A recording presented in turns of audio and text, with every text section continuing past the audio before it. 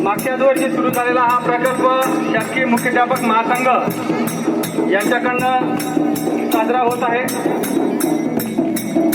आपल्या या एकात्मिक आदिवासी विकास प्रकल्प नंदुरबार अंतर्गत बिरसा मुंडा गुणगौरव पुरस्कार तसेच शासकीय माध्यमिक मुख्याध्यापक संघ यांच्या विद्यमानाने गौरव गुरुजनांचा या ठिकाणी आदर्श शिक्षक पुरस्कार वितरित होणार आहे।